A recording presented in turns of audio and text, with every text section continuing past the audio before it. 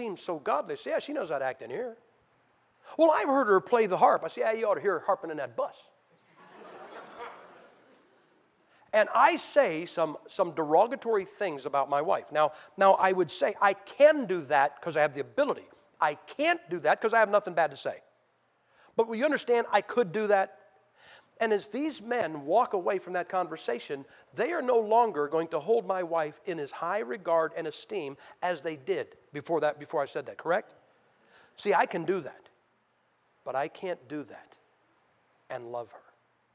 You ever been talking, come on, you talking to another Christian and they brought up another Christian who they like and you don't? And that vile, wicked, abominable little voice inside you, it isn't even the devil, it's you, that said, well, I'll see to it by the end of this conversation, they don't think as highly of them as they do right now. Oh, you haven't heard. And they walk away feeling worse about that person, with their image of that person destroyed because of something you said. You don't love them. I had this happen one time. I was preaching, and I remember what happened. I was against Jesus rock music. And I'm railing on Jesus rock, and I really flipped this lady's switch. I'm telling you, her jaws were just tight. And there's only one door out. And I like to shake people's hands, so after service, I go back there, I shake hands, steal a few watches. And there's a little area from here to the pulpit. She's got to come right through here. She is stuck in the line. She is going to have to shake my hand and look me right in the eyes, and she absolutely wishes the earth would open up and swallow me alive. But she's got to say something Christian. And so she steps up and she goes, well, I love you in the Lord. And I said, yes, ma'am. I said, that means you hate me in the flesh, right? Come on, if you've ever said that, that is exactly why you said it. There's somebody, you wish their skin would fall off. You wish their house would burn. You hate everything about them. You hate their name. You hate everything about them. But you know, because you're a Christian, that verse says you're supposed to love them. So you go, well, I love man in the Lord. You're a liar. You want him to die. You're a murderer. You hate your brother. You're supposed to love him. You're not supposed to like him. You don't have to ask him out for a burger. Don't say, come by the house and we'll roast wieners. You go to your house, I'll go to my house, we'll roast each other. But you better be there to love him. There's an evangelist down in the States. I've known this fella. I think I met him somewhere around 1976. He says he believes King James Bible. He has got a photographic memory. He has literally committed to memory huge amounts of Scripture. He can start and just go through verse after verse after verse after verse. I have a photographic memory.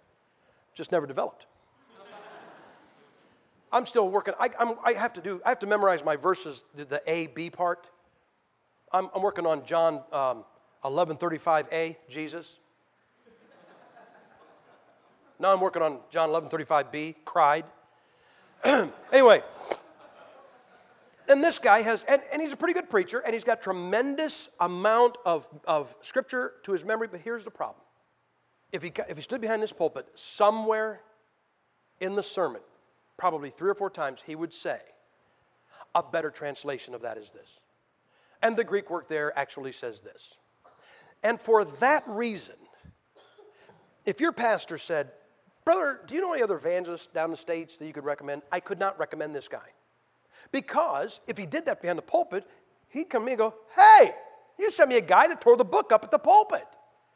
But if I came in here and he said, now look, I'm scheduled for next year, and if he calls me and says, here's who I got online, and it's that guy, I'm not going to go, oh, you better drop him, brother. Oh, he's going to tear your church. It ain't for me to do that. Because what I really believe, I think he's a good man and you're not stupid. And I believe that if he had a guy in here and the guy said, the Greek word there means this, and a better translation is this, I think you guys have been well enough taught that you would get what you could and you just ignore that. So I cannot recommend him as an evangelist. I forgot to tell you, he's got a disease. He's got a debilitating disease. He's had it all his life. He is so bad that I called him one time and asked him how he was doing. You ready for this? He said, Sam, I'm doing so good. He said, I did so good. I was in such good shape last month. I preached 2 times. 2 times? In 1 year, I preached 350 times. And this guy preached twice in a month. That would average out 24 times in a year.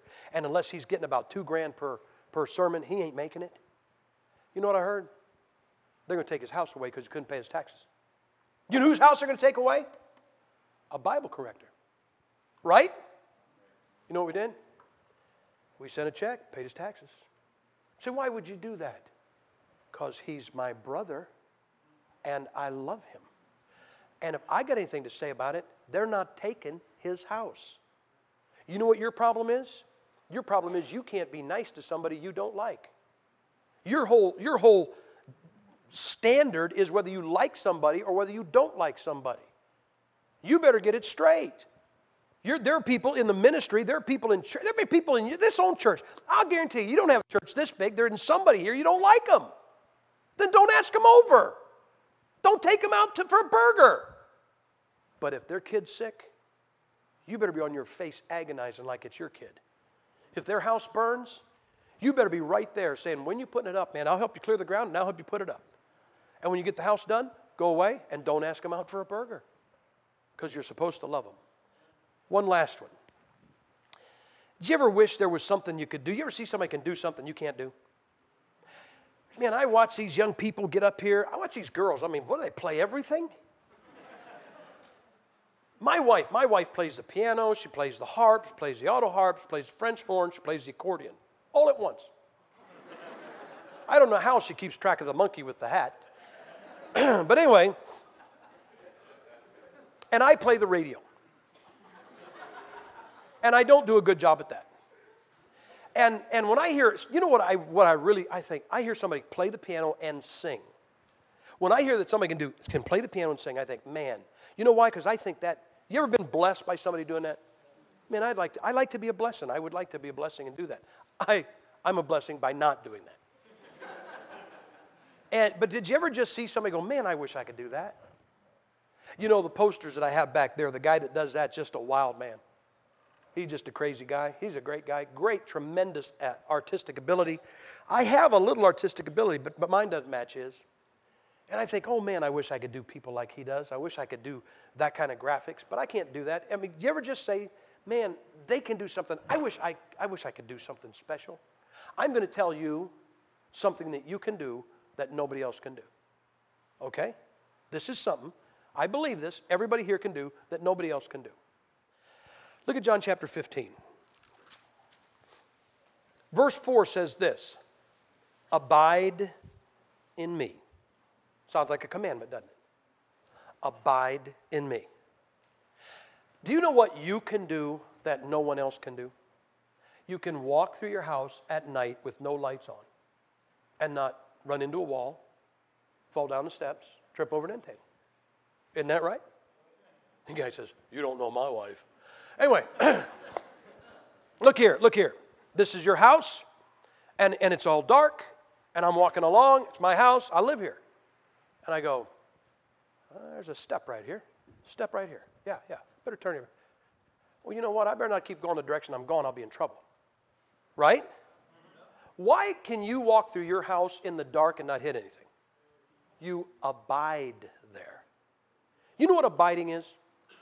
You spend so much time there, you know in the dark. You know what to do and what not to do. That's because you abide. Hey, come on, you married couples? I'm talking about you married couples who have been married quite a long time. Do you and your husband, do you and your wife, have you not begun finally to think alike? Really, you think alike?